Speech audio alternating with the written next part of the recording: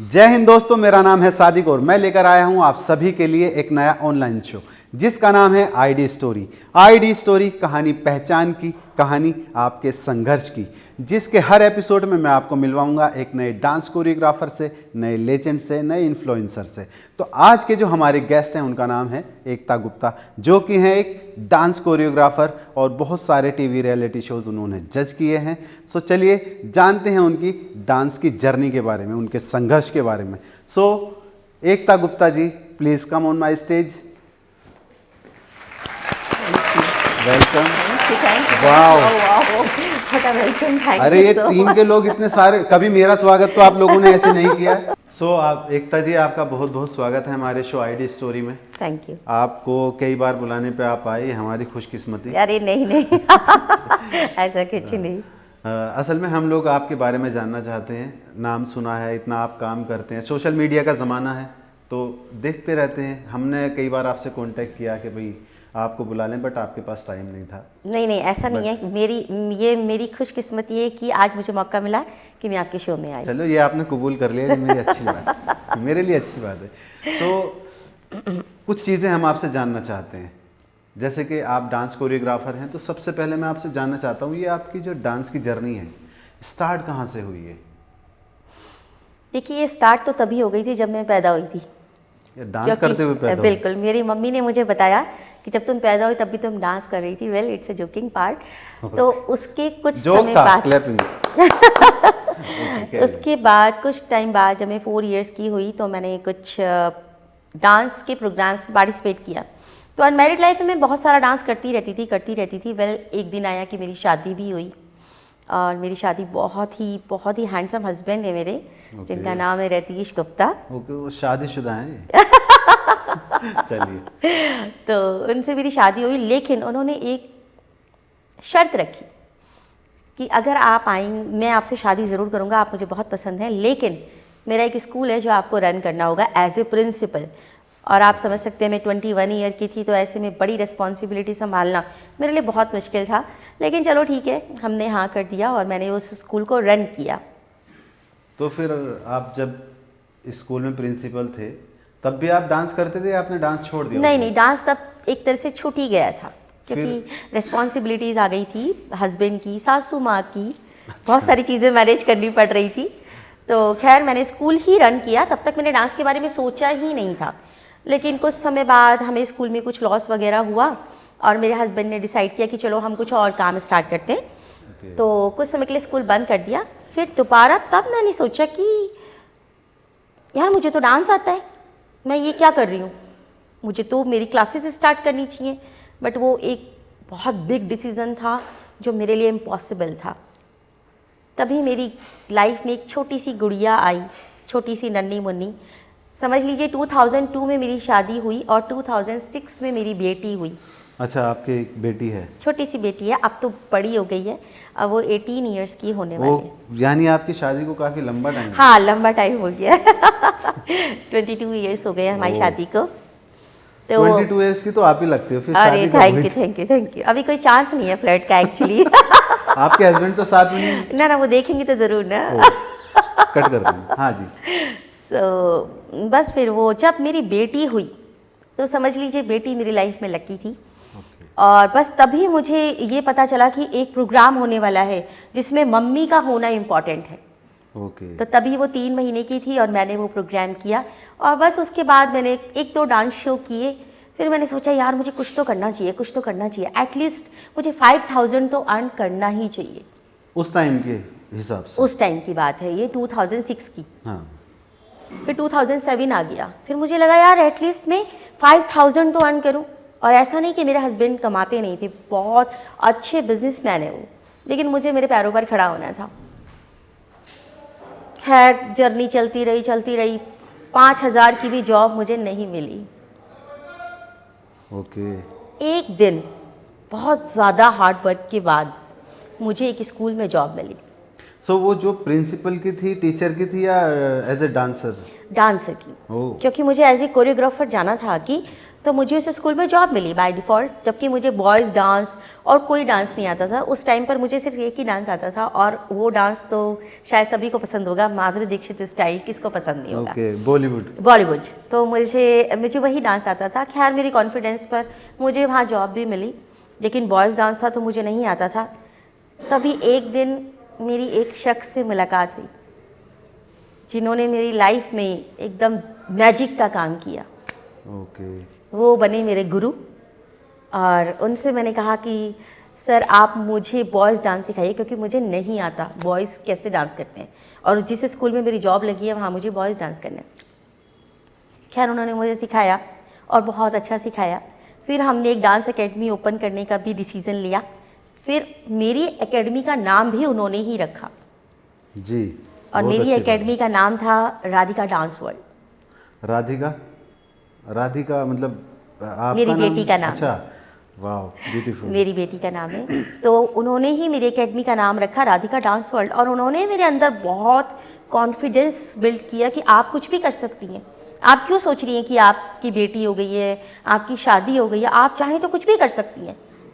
चलिए आपके फिर भी एक बार आपके गुरु के लिए तालियां बजा दो। अरे उनके लिए तो जितनी भी मैं तालियां बजाऊं उतना कम। हाँ, जी। वेल धीरे धीरे फिर एक हफ्ते बाद ही मैंने जॉब छोड़ दी, एक हफ्ते बाद ही। एंड क्योंकि उस जॉब की वजह से मेरी लाइफ, मेरी बेटी सब कुछ सफ़र कर रहा था। बहुत हैक्टिक हो गया था और मैं नहीं चाहती थी मेरी बेटी सफ़र करे। तब एक दिन मैंने सोचा कि मुझे डांस एकेडमी खोलना चाहिए, और ये मेरे गुरु ने ही मुझे सजेस्ट किया कि आप डांस एकेडमी अपना ओपन कीजिए। जी। लेकिन फिर मैंने अपना डांस एकेडमी ओपन किया कंकरखेड़ा में, जो कि शास्त्री नगर से थोड़ा सा तो नहीं, बट हाँ काफ़ी दूर था, 15 किलोमीटर था। सिटी से थोड़ा आउट। क्योंकि शास्त्री नगर में बहुत सारे कोरियोग्राफर्स थे और मैं सोच रही थी कि भाई इनके सामने तो मैं नहीं कुछ कर सकती, और कंकरखेड़ा में नीड भी थी। कंकरखेड़ा एक मेरठ का ही एक पार्ट है।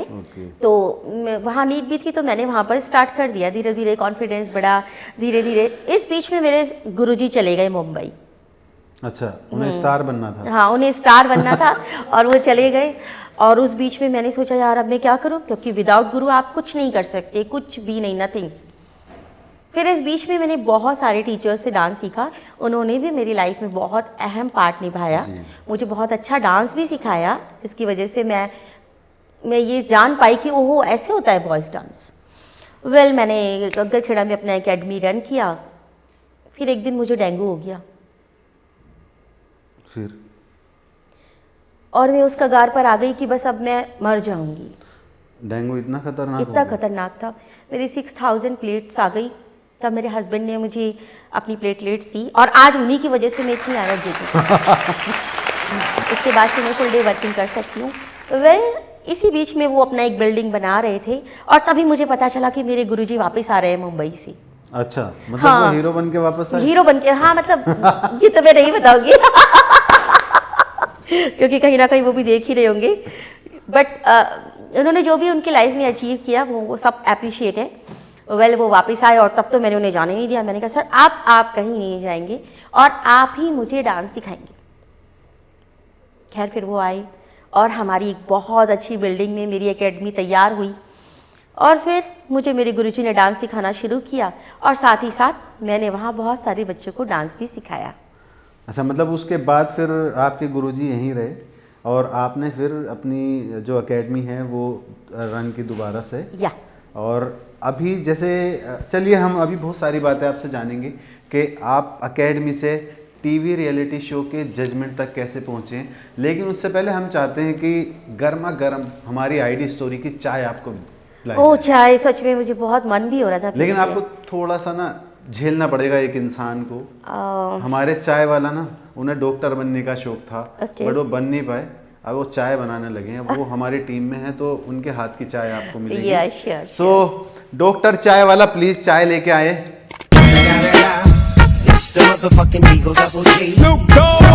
प्रॉपर्टी स्टाइल में कैसे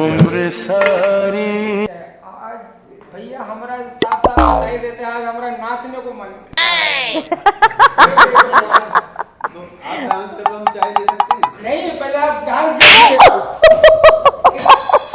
गेस्ट हैं हमारे। अरे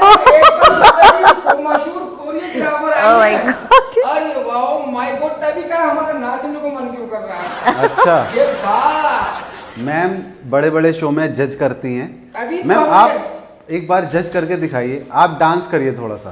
डांस करना है अभी जी। और करना है। हाँ। अरे अभी देखिए बेकार में घायल हो जाती ना बेचारी बाबू।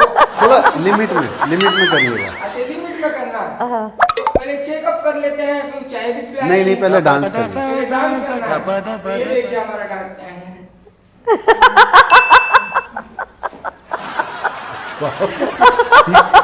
बस बस बस बस बस बस बस आप ना प्लीज मैम आप थोड़ा कम्प्लीमेंट दीजिए, कमेंट्स दीजिए अपनी। तो अरे धन्यवाद एकता जी मशहूर अभी अभी comment तो देने तो अभी तो दीजिए। मैंने आपको कॉम्प्लीमेंट दिया ही नहीं। नहीं दिया तो आप दे दीजिए क्या होगा? हाँ दीजिए प्लीज। बोलिए ना। भाई ऐसा डांस किया है ना आपने, कि ऐसा डांस ना तो मैंने कभी देखा है आज तक, और मैं खुद भी नहीं कर सकती ऐसा डांस। कितना प्यारा डांस किया है आपने। चलिए तो अभी ना हम लोग चाय ले सकते हैं ना? नहीं चाय नहीं ले सकते अभी डॉक्टर साहब चाय वाला पहले इनको चेकअप करेगा उसके बाद इनको चाय देगा। पर मैं तो ठीक हूँ। नहीं आज तो क्या है आप ठीक है, ये तक हम इस पर सेटिस्फाई नहीं किएगा आपको उसको कागज नहीं देगा लिखत में कि आप सही है ये नहीं है, तब चाय हम आपको थोड़ा चाय पीना पड़ता है। हाँ तो लेकिन टच नहीं करना है। टच नहीं करेगा, हम जो करेगा दूर से देख के हाँ, हाँ, ठीक है। चेकअप करेगा। तो करिए। शुरुआत करते हैं हमारे मशहूर कोरियोग्राफर एकता गुप्ता जी के बालों से देखते हैं। बालों से चेकअप करते हैं पहले। अरे ठीक बाल है, देखिए ओके, ना, बालों में कैल्शियम देखते हैं ये नहीं। हाँ और ये बाल इनके कैल्शियम देख रहे हो, जूं ढूंढ रहे हो। नहीं बाल ठीक है, सब तो ओके है। अब देखते हैं इनकी स्क्रीन से देखते हैं। इतनी दूर से कौन चेक करता है? अरे अगर हम टच करेगा तो मेकअप साथ को खड़े आपको लग रहा है, चश्मा हटा के देखिए, ये नेचुरल ब्यूटी है। तो अभी हाथ आगे करिए, हाथ ये घुमाइए। मैम ये गोल्ड वाली अंगूठी छुपा लेना। नहीं वो हम उनके पिछली nail बार पॉ- हमारी गैसी nail गायब हो गई। polish देख रहे हैं ना कि कैसा है। अरे बाप रे, चाकू रखने की जरूरत नहीं, इतने लंबा लंबा nail polish। तो अब चेकअप हो गया आपका? चेकअप हो गया तो लाइए इनसे, इनके लिए हम पिलवाते हैं मशहूर हिमालय पर्वत से लाई गई ये स्पेशल कश्मीरी चाय, ताकि इनकी सुंदरता हमेशा बरकरार रहे। लीजिए मैम आपकी चाय, ये कश्मीरी चाय।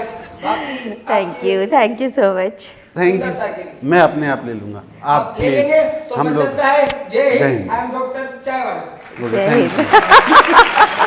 यू। Very interesting. तो कैसी लगी आपको हमारी चाय? एकदम फैंटास्टिक, बहुत अच्छी जी। चाय बनाते हैं। जी वो डॉक्टर चाय वाला है ना। ओके। तो अभी हम लोग बात कर रहे थे आपकी जर्नी के बारे में, अब हम उससे आगे की बात करते हैं कि आपने डांस कोरियोग्राफर से जो टीवी रियलिटी शो के जजमेंट आपने शुरू किए, या वन डे इवेंट्स में भी आप जजमेंट करते हैं। मैं तो आपको जज की भूमिका में देखता हूँ हमेशा, जहाँ भी देखता हूँ तो आप जजमेंट पे ही जाते हैं। सो वहाँ तक आप कब पहुँचे, कैसे पहुँचे? देखिए आसान नहीं होता है। लोग देखते हैं आपको कि आप जजमेंट की कुर्सी पर बैठे हैं, सोचते हैं अरे यार हस्बैंड बहुत कोऑपरेटिव है, फैमिली बहुत कोऑपरेटिव है और बड़े इजी से आपको ये सब अपॉर्चुनिटी मिल गई, बट ये इजी नहीं होता है। एक समय वो भी था कि मुझे माइक भी पकड़ना नहीं आता था। फिर एक दिन मेरे गुरु ने मुझे बोला कि भाई एक शो है, वो मुझे भाभी बोलते हैं एक्चुअली, तो उन्होंने मुझे बोला कि भाभी एक शो है, आप करना चाहेंगी? मैंने कहा हाँ। वो मेरी लाइफ का फर्स्ट शो था जिसे मुझे जज करना था। मैंने उनको बोला, मैंने कहा सर मैं तो नहीं पकड़ सकती माइक, मुझे नहीं आता। तो तब तक व्हाट्सएप आ चुका था और उन्होंने मुझे वीडियो कॉल पर ना जाने कितनी बार रिहर्सल कराया कि ऐसे माइक पकड़िए और ऐसे बोलिए। मतलब डांस सिखाने के अलावा भी वो आपको बहुत कुछ, मतलब आज मैं जो भी हूँ उन्हीं की वजह से हूँ। तो उन्होंने मुझे सिखाया कि आप ऐसे माइक पकड़िए और ऐसे बोलिए। खैर उन्होंने मुझे बहुत रिहर्सल कराया और वो बहुत ही अमेजिंग शो था, मेरी लाइफ का फर्स्ट शो था। और तब पहली बार मैंने अपने आप को न्यूज़पेपर में भी देखा। ओह वाह, उनकी वजह से मुझे न्यूज़पेपर में भी आने का मौका मिला। मैंने देखा अरे वाह मैं न्यूज़पेपर में हूँ, मेरे को यकीन नहीं हुआ मेरी आंखों पर कि मैं न्यूज़पेपर में भी हूँ। मेरी फैमिली सब जगह में छा गई, बहुत अच्छा मेरे लिए एक्सपीरियंस था। उसके बाद धीरे धीरे हमने स्टेज शो करे, क्योंकि मेरे सर ने मुझे हमेशा समझाया था और मैं महादेव की भक्त भी हूँ बिल्कुल कि घमंड नहीं आना चाहिए। तो हमने बहुत सारे स्टेज शो करे। हमारे गुरुजी हमको ले जाते थे और हम स्टेज शो करते थे। रात रात को हम स्टेज स्टेज शो या मतलब कॉम्पिटिशन्स होते थे। ओके। हाँ, मतलब स्टेज शो से मेरा मतलब है कि वहाँ पर कॉम्पिटिशन्स होते थे और हमारा ग्रुप, हम वहाँ परफॉर्मेंस देते थे हमारे ग्रुप की। और मेरे हस्बैंड बहुत कोऑपरेटिव थे। मीनवाइल कभी कभी वो मेरी बेटी को देख लेते थे या मेरी बेटी को मेरी दादी देख लेती थी। मेरी दादी नहीं, सॉरी, उसकी दादी देख लेती थी। मेरी दादी तो नहीं है। तो वेल ऐसे चलता रहा। फिर एक दिन मुझे लगा यार मेरे हस्बैंड बहुत ज़्यादा स्ट्रगल कर रहे हैं, क्योंकि वो मुझे लेने आते थे, फिर वो मुझे ड्रॉप करते थे। तो मैंने सोचा क्यों ना मुझे गाड़ी सीखनी चाहिए। फिर एक दिन मैंने गाड़ी भी सीखी। मतलब तरक्की होती चली गई। मैंने सब कुछ मेरी शादी के बाद ही सीखा। हाँ, एक टाइम पे अभी आपने बताया कि आप 5000 के लिए 5000 के लिए मैं लड़ रही और थी। अभी आप कुछ टाइम बाद जब मेहनत किया, हालांकि बहुत मेहनत की होगी, बहुत मेहनत फिर की। आपने गाड़ी फिर मैंने गाड़ी सीखी और फिर हमने एक गाड़ी भी ली और बस धीरे धीरे उसके बाद फिर एक दिन ऐसा आया, गुरुजी ने बोला कि भाभी आप ये शो है टीवी रियलिटी शो। मीनवाइल हम लोग शो जज करते रहे, हम परफॉर्मेंस भी देते रहे, लेकिन हम जज भी करते रहे। मुझे बहुत लोगों ने बोला कि भाई आप जो हैं, आप जज बन गए हो तो आप परफॉर्मेंस क्यों दे रहे हो जी। लेकिन मेरे सर ने मुझे समझाया कि नहीं, ये आपकी रूट है, इसको मत छोड़िए, तब तक तो नहीं जब तक आप बहुत ज़्यादा अचीव ना कर लो। हाँ, बिल्कुल उनकी सही। गाइडेंस हमेशा मेरे लाइफ में इम्पोर्टेंस रही। खैर, तो एक दिन ऐसा आया कि हमें एक टीवी शो मिला। मीनवाइल हम लोग स्कूल की और बहुत सारे शो जज करते रहे। मैं चाहती थी कि सर हमेशा मेरे साथ रहें। बिल्कुल। मैं नहीं चाहती थी कि मैं उनके सामने बैठूं और वो वहाँ पर खड़ी हूँ, ऐसा मैं कभी नहीं चाहती थी। हालांकि वो हमेशा ये चाहते थे नहीं आप बैठो। वेल, हमने शो करे और एक दिन फिर हमने टीवी रियलिटी शोज़ भी करे as a dance choreographer, as a जज। वो मेरी लाइफ का माइलस्टोन था। और धीरे धीरे फिर सरोज खान जी, अरबाज खान जी, शिल्पा शेट्टी, ना जाने कितने अवार्ड मेरी लिस्ट में जुड़ते चले गए। मतलब सब आपको सरोज खान जी ने और मतलब ये अवार्ड से नवाजा हुआ है जी। तो अभी तो मेरी नज़रों में आपकी वही स्ट्रगल स्टोरी है कि आपने मतलब अभी एकेडमी ओपन की है और अभी आप बता रहे टीवी। ये सुनने में छोटी बात लग रही होगी शायद, लेकिन इसके लिए आपने बहुत स्ट्रगल किया होगा। देखिए, एक मैरिड लेडी के लिए स्ट्रगल क्या होता है? एक मैरिड लेडी के लिए स्ट्रगल ये होता है कि उसकी फैमिली को कभी ये नहीं लगना चाहिए कि उसकी वजह से उसकी फैमिली अवॉइड हो रही है। बिल्कुल। मुझे बहुत सारी अपॉर्चुनिटीज़ मिली मुंबई से भी, बट मैंने कभी उनको नहीं किया। और इवन ऐसे भी शो मिले कि आप सिर्फ 2 दिन के लिए आइए, लेकिन मैं नहीं चाहती थी कि मेरी बेटी सफ़र करे या मेरे हस्बैंड सफ़र करें। तो अच्छी बात यह है कि आप अपनी फैमिली को साथ में लेकर चलें, आपकी बेटी को, आपके हस्बैंड को। और जब भी आप उनसे मिले तो उन्हें भी नहीं लगना चाहिए कि आपने कुछ बहुत बड़ा अचीव कर लिया। तो सरोज खान जी का शो था, मुझे याद है कि हम लोग वहाँ पर एक गणेश वंदना का परफॉर्मेंस दे रहे थे। तो वेल, हमने वहाँ पर दिया और सरोज खान जी ने उसको अप्रिशिएट किया। वो मेरे लिए सबसे बड़ा अवार्ड था। कौन नहीं जानता, आज वो हमारे बीच में नहीं है। लेकिन एक और इंसिडेंट मैं आपको बताना चाहूँगी। मुझे नहीं पता मैं कितनी फिट हूँ या नहीं, वो तो मुझे खैर आप ही बताएंगे, लेकिन लेकिन फिर भी थोड़ा बहुत मैं बताना चाहूँगी। आज मेरी एज 42 है। 42 आपकी एज अभी है? 42 मेरी एज है और मेरी बेटी 18 इयर्स की होने वाली है। वाह। ये किक मुझे कहाँ से मिली बताएं।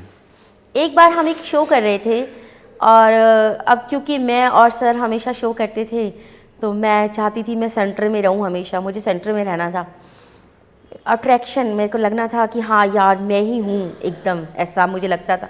सर मुझे कभी मना नहीं कर पाए, लेकिन हमने खैर वो किया, एक स्टेज परफॉर्मेंस दिया। सर के एक कलीग थे, नाम नहीं बताऊंगी मैं, उन्होंने बोला भाई यार क्या कर रहे हो, उनको आपने बीच में क्यों रखा, सेंटर ऑफ अट्रैक्शन आपने क्यों रखा, आप किसी और को भी रख सकते थी, इतना मोटा पेट है उनका। ऐसे उन्होंने बोला मेरे लिए। तो आपको कैसे पता चला ये? बताया मुझे मेरे गुरु ने एक दिन। अच्छा, ये भी बताया? बहुत दिनों बाद मुझे मेरे गुरु ने ये बात बताई। उन्होंने मुझे ऐसे नहीं बताई कि किसी ने आपके लिए बोला, उन्होंने मुझे बोला कि आप एक्सरसाइज क्यों नहीं कर रही हो। मैंने कहा सर इतना तो बहुत हार्डवर्क है, इतना तो स्ट्रगल है, आपको थोड़ी ना खाना बनाना पड़ता है, ऐसे मैंने उनको बोला। उन्होंने नहीं एक्सरसाइज, उन्होंने मुझे नहीं बताया। एक दिन मैंने उनसे बोला, मैंने कहा सर आप क्यों मुझे ऐसे बोलते हैं? बोले नहीं, आपके लिए ऐसा किसी ने बोला। और मैं बहुत शुक्रगुजार हूँ उन पर्सन की, अगर वो देखे तो, कि भाई उन्होंने मुझे बोला और उस दिन से मुझे किक लगी और फिर मैंने अपने आप को मेंटेन करना स्टार्ट किया।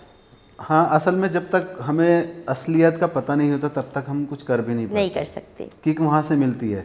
लोग हमारे बारे में क्या बात कर रहे हैं वो भी हमें पता होना ज़रूरी है। बिल्कुल। और अभी अच्छा आपका लाइफ में आगे क्या विचार है? अब तो आपने टीवी रियलिटी शो जज किए हैं और बहुत सारे शोज़ करते हैं और आपकी खुशकिस्मती कि आप हमारे शो पे भी आ जी बहुत बहुत हाँ, आपका तो मैं बहुत अभी इससे बड़ी अपॉर्चुनिटी आपको क्या चाहिए? वैसे मैं चाहूंगी नहीं कि मुझे इससे बड़ी कोई अपॉर्चुनिटी मिले। यही चाहती, यही लाइफ रुक जाए, बहुत जोक अच्छा पार्ट था, बट फिर भी आप अभी आगे क्या करना चाहते हैं? ये भी एक बहुत प्यारी सी एक बात है। मैं पहले बहुत ज़्यादा एम्बिशियस थी। मैं मेरे गुरु को बोलती थी कि सर मैं चाहती हूँ कि जब मैं घर के बाहर निकलूँ ना तो बहुत सारी प्रेस कॉन्फ्रेंस हो। ओके। मैं चाहती थी प्रेस कॉन्फ्रेंस हो और जैसे ही मैं बाहर निकलूँ लोग ऑटोग्राफ मांगे मुझसे, मैम, और ना जाने कितने बड़े टीवी शोज़ में करना चाहती थी। मैं बहुत एम्बिश करना मैं अभी भी चाहती हूँ। जो आप चाहते थे या चाहते हो वो तो हर बच्चा और जनरेशन के सभी लोग अब चाहते हैं, क्योंकि सब सोशल मीडिया का टाइम है। सब लोग अपने अपने रील बनाते हैं, शॉर्ट्स बनाते हैं। सब चाहते हैं कि जब सुबह सो के उठे ना तो हमारी कोई रील या शॉर्ट वीडियो हमारी वायरल हुई भी मिले और लोग हमें फ़ोन करें, हमसे बाहर मिले। तो आजकल ना मतलब हम लोग तो आर्टिस्ट हैं, हाँ। लेकिन जो आर्टिस्ट नहीं है वो सब लोग भी यही चाहते हैं कि हम सुबह सो कर उठें और हमारी कोई मतलब वीडियो वायरल हुई हुई है। बिल्कुल तो ऐसा ही, हाँ ये बिल्कुल मैं भी ऐसा ही चाहती थी। और कई बार मेरी इस बात पर सर से डिबेट भी हो जाती थी कि सर क्या ये हम लोग क्या कर रहे हैं और हमारा नाम ऐसे क्यों नहीं बन रहा है, ऐसे क्यों नहीं फैल रहा है, जबकि हम बहुत सारे टीवी रियलिटी शोज़ कर चुके थे। तब भी मैं बहुत एम्बिशियस थी, लेकिन क्योंकि मैं महादेव की पूजा करती थी, धीरे धीरे योग और पूजा से, मैं ये बात इसलिए बता रही हूँ कि भाई देखिए, अगर आपकी लाइफ में आप एक्सपेक्टेशंस छोड़ दें तो आपसे हैप्पीएस्ट पर्सन कोई नहीं है। बिल्कुल। आप सिर्फ मेहनत कीजिए, बाकी फल भगवान। ये लगता होगा, ये एक लगता होगा प्रोवर्ब कि आप मेहनत कीजिए और बाकी चीज़ें भगवान पर छोड़ दीजिए, लेकिन ये सच है। बिल्कुल। तो खैर उन दो चीज़ों की वजह से, पूजा और योग की वजह से, मेरे मन से ये सब चीज़ें हट गई और आज की लाइफ में मैं बहुत खुश हूँ। आज मैं बहुत मेहनत करती हूँ। मॉर्निंग में 4:30 बजे उठती हूँ, बहुत मेहनत करती हूँ, पूरे दिन मेहनत करती हूँ, मंडे टू फ्राइडे एकदम लगकर हाँ, मेहनत ये करती तो मैंने कई बार नोटिस किया है। जैसे हम लोग कभी कभी देख लेते हैं ना, आप मॉर्निंग में किस टाइम उठ जाते हैं? मैं उठ जाती हूँ 4:30 बजे, 4:30 बजे उठ जाती हूँ। हम लोग तो 4:30 बजे सोते हैं। अच्छा, 4:30 बजे डेली रूटीन है? डेली रूटीन है, Monday to Friday. Monday to Friday, holiday अलग है। तो आप इतनी सवेरे उठ के, मतलब इतनी जल्दी उठ के क्या करते हैं फिर? एक्चुअली मेरा मानना है कि अगर आप जल्दी उठते हैं तो 7 बजे से पहले का टाइमिंग तो आपका है, being a married lady. Okay. अगर आप अनमैरिड है तो भाई आपके पास बहुत चांस है कुछ भी बिल्कुल, करने के। बीइंग अ मैरिड लेडी 7 बजे से पहले का दिन आपका है, तो वो मेरा दिन होता है। 4:30 बजे मैं उठती हूँ, 5 to 6:30 में शावर लेकर योग करती हूँ, मंदिर जाती हूँ, फिर मेरी बेटी के लिए मैं ब्रेकफास्ट बनाती हूँ। मतलब सारे काम करते हैं आप? हाँ, 7 बजे के बाद का जो टाइम स्टार्ट होता है वो मेरी बेटी और मेरे हस्बैंड के लिए। ऑल्दो हमारे पास फुल टाइम नीड है, क्योंकि भाई हमारे पैर दो ही हैं, या तो हम इन्हें डांस में लगा दें या घर के काम में। बिल्कुल। तो हम अर्न करते हैं तो व्हाई नॉट, हम रख सकते हैं एक नीड। तो खैर रेखा है हमारी, बहुत अच्छी है, वो हमारा बहुत ध्यान रखती है। तो उसके बाद 7 बजे के बाद सारा टाइम मेरी फैमिली के लिए मैं देती हूँ। ओके। अच्छा, एक चीज़ और, मैं आपसे पहले मिला था तो आपने मुझे कुछ ऐसे बोला था कि आप अक्षय कुमार की बहुत बड़ी फ़ैन हैं। अरे मुझे लगता है इस जन्म में ना मेरा वो सपना ही रह जाएगा। देखिए बताते बताते भी मेरी आंखों में आंसू आ गए। ओहो, अरे इसमें भर दीजिए थोड़े से। अच्छा, कभी कैसे लगता है, मतलब मिलना ज़रूरी है उनसे, मिलना चाहते हैं, या अभी वो सपना भी आपने छोड़ दिया है? नहीं, उम्मीद है अभी? मैंने वो सपना नहीं छोड़ा है। मैंने अभी बताया कि मैं एम्बिशियस तो नहीं हूँ, लेकिन हाँ वो मेरे जहन में एक सपना है कि मैं उनसे मिलूं। और ऐसे नहीं कि सच में उनसे मिली और मैंने फ़ोटो खिंचवा ली, ऐसे नहीं मुझे उनसे मिलना। नहीं, अच्छे आराम से मैं बोल देता हूँ। अक्षय जी, जब आप एकता जी से मिले तो उनके लिए थोड़ा खाना वाना बनाइएगा, चाय वाय बना के पिलाइएगा। No no no no no, I am not saying like that, I am not saying like that. Actually मैं चाहती हूँ, मैंने अपने हस्बैंड को, इतने अच्छे बिजनेसमैन है वो, अगर आप सुन रहे हो तो सुनिएगा प्लीज। हाँ, इतने अच्छे बिजनेसमैन है वो, उनसे बोला मैंने कितनी बार, यार ऐसे कर दो ना, मैं घर पे हूँ और आप मुझे सरप्राइज दे दो, और जैसी डोर बेल बजी और मैं बाहर जाऊँ और मैं खोलूँ और एकदम अक्षय कुमार। तो अक्षय कुमार आपके लिए खाना लेके आए सुबह? नहीं नहीं, मैं ये चाहती हूँ कि बस वो ऐसे ही मेरे आमने सामने बैठे हों और मैं उनसे थोड़ा सा गुफ्तगू करूँ और उसके बाद हम एक सॉन्ग पर डांस करें, बस इतना चाहती हूँ। ओके, बस और इतना सा, सिर्फ इतना सा, बस इतना सा चाहते हैं। सो कभी अक्षय कुमार भी हो सकता है हमारे शो में आए। प्लीज प्लीज ऊपर प्लीज, वाला आप करे मुझे जरूर याद तो कीजिएगा, जरूर हम जरूर। आपको उनके हाथ की चाय पिलवाएंगे और उनके साथ डांस भी कराएंगे। ओह एक होप है, ये ऊपर वाला आपकी ये होप भी पूरी करेगा। मुझे नहीं पता इस जन्म में ये सपना पूरा होगा नहीं होगा, बट ठीक है चलो। जब इतने सारे सपने पूरे हुए तो ये भी होएगा, इतनी बड़ी बात नहीं है। वो भी मतलब स्टार हैं, आप भी स्टार हैं, कभी तो मुलाकात होएगी। नहीं नहीं, मैं तो खैर। और बहुत अच्छा लगा आपसे, ढेर सारी बातें आपके बारे में जानी। तो बहुत सारी बातें हमने आपकी जर्नी की जानी और लगा कि स्ट्रगल लाइफ में कैसे कैसे होता है। आपने बहुत स्ट्रगल किया एज ए लेडी, और लेडी कहना आपको ठीक तो नहीं लगता, बिकॉज मुझे तो आप लड़की ही लगती हैं। आपने बताया, और इतनी मेहनत करते हैं आप, इतना संघर्ष किया अपनी लाइफ में, बहुत अच्छा लगा। और बाकी लोगों को भी, जो लोग देख रहे हैं, उनको भी एक प्रेरणा मिलेगी, एक उम्मीद बंधेगी कि वे सब लोग कर सकते हैं। आपकी शादी होने के बाद भी आप बहुत कुछ कर सकते हैं। आपसे जानने के लिए मुझे मिला ये, और बाकी सब लोग भी इससे कुछ सीखें। एंड हम चाहेंगे कि आपके आगे भी सारे सपने पूरे हों, हम आगे भी आपको अपनी आईडी स्टोरी के मंच पे बुलाएं, ऐसा हम चाहेंगे। थैंक यू सो मच आपका कि आपने मुझे यहाँ बुलाया।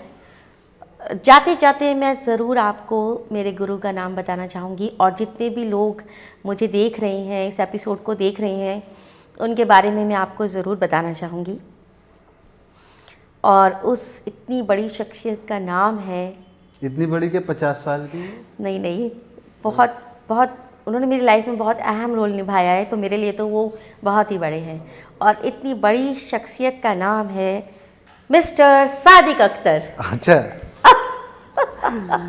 Thank you so much. Thank ये यू। हैं मेरे गुरु सादिक अख्तर। और जितना हमसे हो सका हमने किया। बाकी आपकी इतनी मेहनत रही है, इतनी मेहनत रही है कि मैंने आपको एक चीज़ करने के लिए बोला, आपने डबल किया उसको, मेहनत किया, और बहुत अच्छा लगा। आपकी लाइफ की जितनी भी चीज़ें थी आपने अचीव की, और आज मुझे कुछ बताने की ज़रूरत नहीं पड़ती है, आप अपने आप इतना सारा अचीव करते हैं।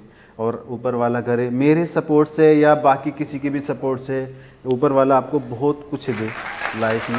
और जल्दी आप अक्षय कुमार से भी मिलने वाले हैं, ये भी ऐसा आप ही मेरी होप है। मिलवाएंगे सर, बिल्कुल, ये भी आप ही बिल्कुल। मिलवाएंगे। Thank you sir, so much.